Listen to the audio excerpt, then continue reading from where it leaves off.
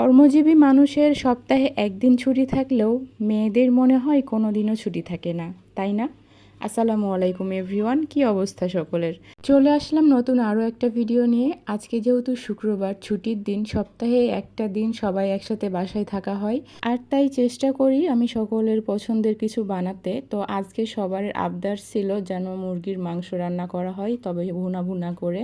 তো চলে গেলাম রান্নাঘরে তাদের আবদার পূরণ করতে। গিয়ে আমি মুরগি বের করে রাখলাম, আর এদিকে কড়াইয়ে তেল আর পেঁয়াজ কুচি দিয়ে আমি কিছুক্ষণ রেখে দেবো। পেঁয়াজটা লাল লাল হয়ে আসলে আমি তারপরে এখানে একটু পানি দিয়ে নিলাম, কারণ আমি যদি গুঁড়া মশলাগুলো তেলের মধ্যে দিতে যেতাম তাহলে একটু পুড়ে যাওয়ার সম্ভাবনা থাকতো, তাই পানি দিয়ে নিলে এটার আর কোনো ভয় থাকে না।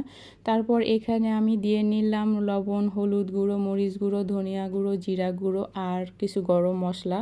সেখানে ছিল কাঠ মশলা, লবঙ্গ, এলাচ, দারচিনি আর তেজপাতা। সবগুলো একসাথে দিয়ে আমি ভালো করে মিক্সড করে নিলাম। তারপরে এইখানে দিয়ে দিলাম 1 টেবিল চামচ মতো কাঁচামরিচ বাটা, তারপরে এইখানে দিলাম 1 টেবিল চামচ মতো আদা বাটা আর 1 টেবিল চামচ মতো রসুন বাটা। তারপর সব মশলাগুলো একসাথে মিক্সড করে আমি কিছুক্ষণ কষিয়ে নেব। এরপরে আমি ধুয়ে রাখা মুরগিগুলো দিয়ে দিব। মুরগির গোস্তগুলো আগে থেকে আমি ধুয়ে কেটে রেখেছিলাম ফ্রিজে। এরপর আমি পরিষ্কার পানিতে আবারও একটু মুরগির মাংসগুলো ধুয়ে নিলাম। তারপর মশলা কষানো হয়ে গেলে আমি সেখানে মুরগির মাংসগুলো দিয়ে নিব, আর সবগুলো একসাথে দিয়ে নাড়াচাড়া করে ঢেকে রেখে দিব কিছুক্ষণ। আজকে যখন রান্না করছিলাম তখন এক ভাইয়ার কথা খুব মনে পড়তেছিল। আসলে ওনার হাতের মুরগির মাংস রান্নাটা এত মজার হয়, উনি ঝালঝাল করে রান্না করলো এতটা মজাদার হয় যেটা বলে বোঝানোর মতো না।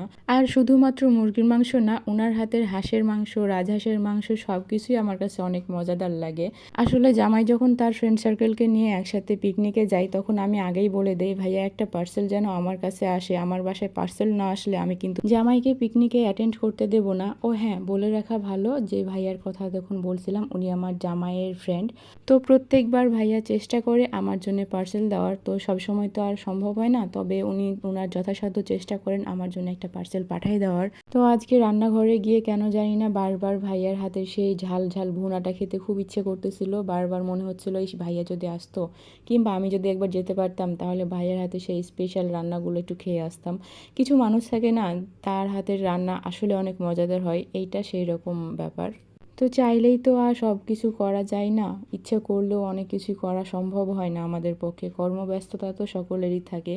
তো যাই হোক, কথা বলতে বলতে অনেক কথাই বলে ফেলেছি। আমি জানি না আমার কথাগুলো কারোর কাছে ভালো লাগে কিংবা বিরক্ত লাগে কি না। বিরক্ত লাগলে আমি আগে থেকেই সরি বলে নেই, আর ভালো লাগলে আমার পেজটা একটু ফলো দিয়ে নেবেন। আর যারা আমার এই ভিডিওটা আমার ইউটিউব চ্যানেল থেকে দেখতেছেন তারা প্লিজ একটু সাবস্ক্রাইব করে দেবেন।